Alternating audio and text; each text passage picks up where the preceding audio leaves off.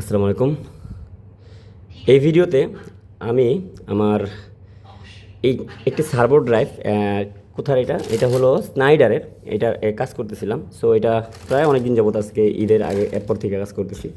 মূল বিষয়টা হলো এটা অনেকগুলো আসলে টেকনিশিয়ান ফেরত এবং ডিভাইসটা আসলে ডিসকন্টিনিউ প্রোডাক্ট। সো এই ডিভাইসটা আমাকে অনেকটা পরিশ্রম করা এবং সার্ভো আসলে আমার জন্যে যেটা হয় আমি সার্ভোকে আসলে খুব সময় দিয়ে এবং সার্ভোতে নিজেকে ভালো আসলে কি বলে দক্ষ দাবি করি, কারণ আমি সার্ভোতে অনেক বেশি সময় ব্যয় করি এবং সার্ভোকে আমি খুব বেশি সময় ধরে স্টাডি করে এই জায়গায় আমি নিজেকে নিয়ে আসছি। সো সার্ভোতে আমি বাংলাদেশের বাইরেও অনেক সার্ভিস দিয়ে থাকি।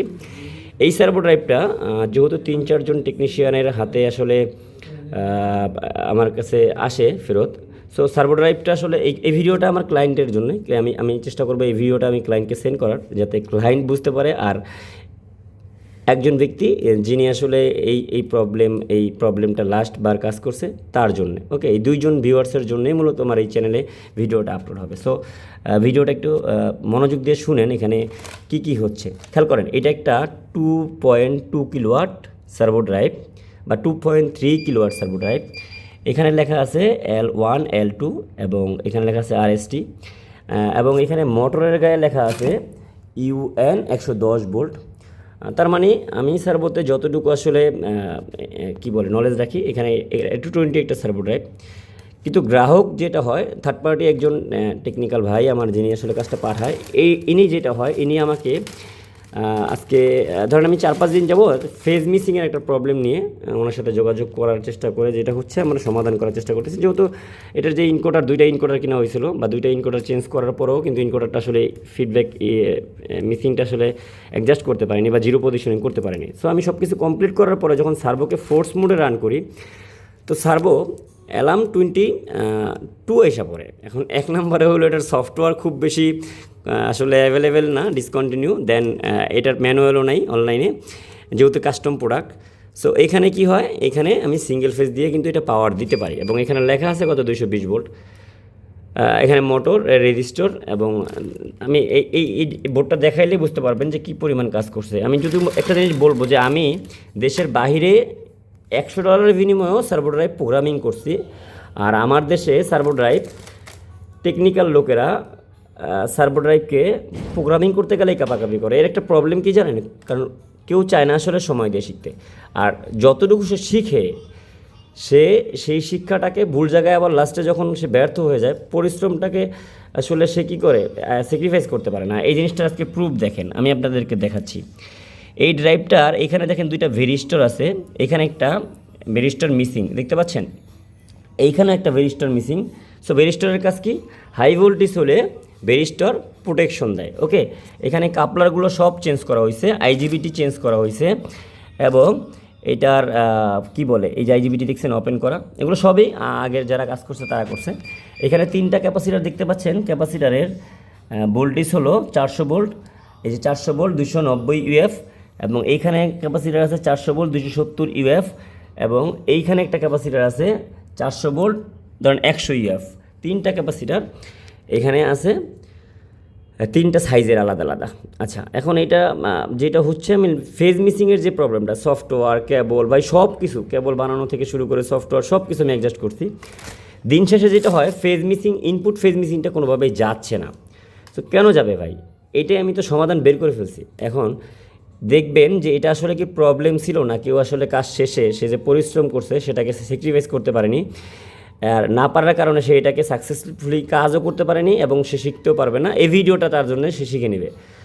এখানে 2টা কাপলার দেখা যাচ্ছে, এই 2টা কাপলারের কাজ, এখানে যখন আমি RST ইনপুট দিব 3 ফেজ 220 ভোল্ট। সো এই কাপলার, এখানে কাপলারের মার্ক দেওয়া আছে, এই পাশে দেখেন কাপলার 2টা কী করবে, এই রেজিস্টরের মাধ্যমে ভোল্টেজ ড্রপ করে 15 ভোল্ট এসি নিয়ে অথবা 10 ভোল্ট এসি নিয়ে এই কাপলার 2টাকে অন করবে, সাথে 3টা ফেজ প্রয়োজন পড়বে। ধরেন এইটা কমন, সাউন্ডটা বন্ধ করে রাখি, এটা হলো কমন, এটা হলো একটা আউটপুট, এটা হলো একটা ইনপুট, এটা একটা ইনপুট। তাহলে 3টা ইনপুট যদি পায় সে, তাইলে এই কাপলার 2টাকে অন করবে। দেন কাপলার 2টা ইনপুট ফেজ পারফেক্ট আছে সেটা সিপিইউকে কমান্ড দিবে। ওকে, কিন্তু ভদ্রলোক কাজ তো করছে, এই দুইটাকে সিরিজ পেপার দিয়ে ঘষে নাম্বার তো উঠাইছে, আবার এই দুইটাকে উল্টা লাগাই দিছে, দেখেন এই যে উল্টা লাগাই দিছে। তো উল্টা লাগাই দেওয়ার কারণে যেটা হয়েছে ফেজ মিসিং আর কোনোভাবে যায় না। আচ্ছা, এইখানে আবার একটা কাপলার যদি দেখেন আপনি, এই যে এইখানে আছে, এটা কিন্তু ঠিকঠাক আছে।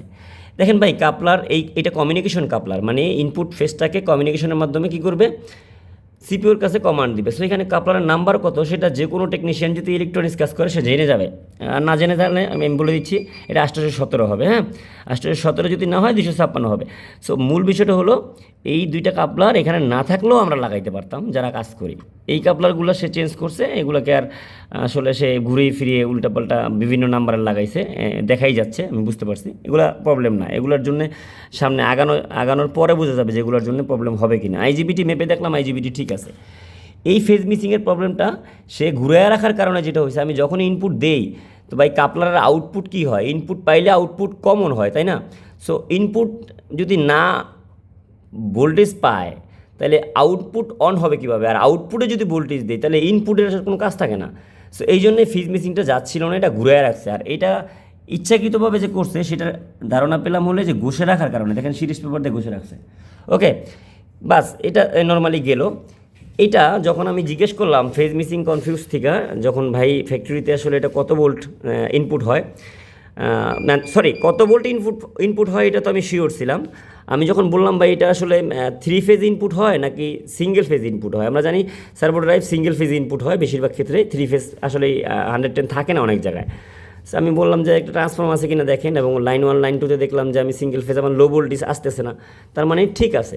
কিন্তু আমি যখন ওইখানে ফ্যাক্টরিতে কানেকশন দেখলাম, সেই কানেকশনে আমি দেখতেছি 440 ভোল্ট ইনপুট করা, এই দুইটার ভিতরেও 440 ভোল্ট, এই 3টা ফেজও 440 ভোল্টের। এবং সেই যিনি আমার কাছে পাঠাইছে তিনি বলতেছে ভাই এটা ইনপুট 440ই হবে 3 ফেজ। 440 যদি হয় তাহলে এই ক্যাপাসিটারগুলোর কানেকশন হবে 400 ভোল্ট, যেহেতু যেই ভাই কাজটা করছেন তার জন্য শেখাচ্ছি। হ্যাঁ, আপনি ভিডিওটা দেখে নিন। এখানে 440 ভোল্ট যদি ইনপুট হইতো তাহলে ক্যাপাসিটারগুলো সিরিজে অথবা এক্স কানেকশনে কী করা হইতো, এক্স কানেকশনে এখানে ওয়াই কানেকশনে এখানে কানেকশন করা হইতো। আর এইখানে যে ভোল্টেজটা আছে সেটা এখানে একটা রেকটিফায়ার দেওয়া আছে, তার মানে রেকটিফায়ারটা কোনটার, এই যে লাইন 1 লাইন 2 এইটার। আচ্ছা, লাইন 1 লাইন 2 যদি 440 ভোল্টেজ হবে তাহলে এই ক্যাপাসিটারটা একটা হইতো না, কারণ একটা ক্যাপাসিটার 400 ভোল্টের যদি থাকে আর সেখানে যদি ইনপুট 440 ভোল্ট ঢুকায় এটা মাস্ট ব্লাস্ট হয়ে যাবে, তাই না? সো এখানে এই ইনপুট ভোল্টেজ যদি 440 হয় তাহলেও এখানে রং কানেকশন, তার মানে ইন্টারনালি ইলেকট্রনিক্সের যারা কাজ করে তারা কখনোই ভুল করবে না। সো এখানে রেকটিফায়ার দিছে সিঙ্গেল ফেজ, দেখেন 4 পিনের, তার মানে 220। ওকে, সো কিন্তু ওইখানে কানেকশনে দেওয়া আছে 440 ভোল্টেজ, এবং ভাই বলতেছে যে একটু দিয়ে দেখেন। সো ভাই আপনি ওইটা দেখে নেন যে এখানে আসলে 440 ভোল্টেজ ইনপুট হবে না, কারণ এটা মোটরই বলে দিচ্ছে যে এখানে 220 ভোল্টেজ ইনপুট হবে।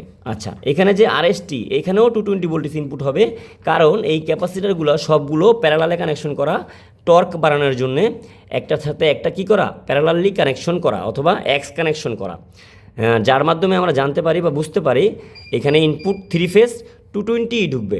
জাস্ট ফেজ মিসিং প্রবলেমটা আমরা এখন কাপলারটা ঘুরাইয়া দিলেই ঠিক হয়ে যাবে। কাপলার দুটো হয়তো নষ্ট হয়ে গেছে, আমাকে চেঞ্জ করতে হবে, কিন্তু এই যে প্রবলেমটা যিনি ভাই করছেন তিনি হয়তো জানেনই না এটা আমি কত সহজে ইনকোডারটা সেট আপ করছি, এবং পুরনো ইনকোডারটাই কিন্তু লাগাইছি যেটা আপনারা খুলে ফেলে দিয়েছেন নষ্ট হওয়ার কারণে। আর এইখানেও আমি ঠিক করে ফেলবো এবং এটাকে চালাবো। সফটওয়্যারও আমার কাছে রেডি, কেবলও আমার কাছে রেডি, সব কিছু রেডি। আমি সিপিও কার্ডও এখানেই দেখেন, এখানে বাটন এমন কোনো জায়গা নেই ভাই কাজ না করছে। ভাই এটা ফেলে দিলে ভালো হতো যদি এত কাজ করার থেকে, অনেক পরিশ্রম করা হয়েছে এটার ভিতরে, যারা করছে জানি না এত সময় কই থেকে আসে, আমি এত কাজ করতে পারি না, ইচ্ছা রকম কাটা হয়েছে।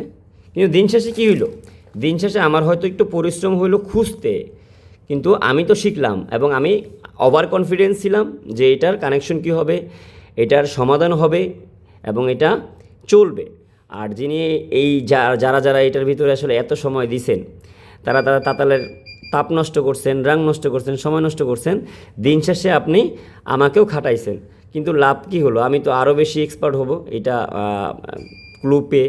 আর আপনি যেটা হবে এই আজকের ভিডিওর পরে আবার যখন এরকম হবে আপনি আবার একজনকে করে দিবেন, ভাই এগুলো করে পারবেন না। আরেকটা জিনিস আমি সহজে বুঝাইয়া দিই, সবচাইতে গুরুত্বপূর্ণ পয়েন্ট এইখানে, এই যে ভেরিস্টরটা এটা ফুটার কারণ কি জানেন, কেউ একজন ওই 440 লাইনটা এখানে ইনপুট করছে, সাথে সাথে একটা ব্যারিস্টার এখান থেকে ফুইটা গেছে, কারণ ওভার ভোল্টেজ হইলেই এটা ফুটে যাবে। আর তারপরে ওইখানে ওই 440 লাইনটা রেখে দেওয়া হয়েছে। আর যদি এখানে কেউ 440 দেয় তাহলে এখন সম্পূর্ণ বাস্ট হবে, এটা কনফার্ম। অন্তত রেকটিফায়ারটা তো বাস্ট হবে, এই ক্যাপাসিটার তো বাস্ট হবে, তাই না? এর ভিতরে দেখেন এখানে নিচে টিচে সব জায়গায় কাজ করছে, এই আইজিবিটি ক্রিম ট্রিম এগুলো করে যেটা হয় ভাই, এগুলো করে আসলে আপনারা কাজ শিখতে পারবেন না, এক। আর দ্বিতীয়ত রাত দিন খেটে হয়তো বা আপনারা সাকসেস তো পাবেন না, কিন্তু সবচেয়ে মজার বিষয় হলো স্মার্টলি ঘুরতে পারবেন। কিন্তু দিন শেষে কী হয় ভাই, দিন শেষে এইটাই হয় যে আপনারা ভালো জিনিসটা নষ্ট করতেছেন। আর গ্রাহককে এগুলো কিনতে দেন, এগুলোর থেকে রিপেয়ার করে, এটা আমি 25,000 টাকা কন্ট্যাক্ট নিছি, হ্যাঁ 25,000 টাকা কন্ট্যাক্ট নিছি, এবং কোম্পানি আমাকে 15,000 টাকা অ্যাডভান্সও দিছে।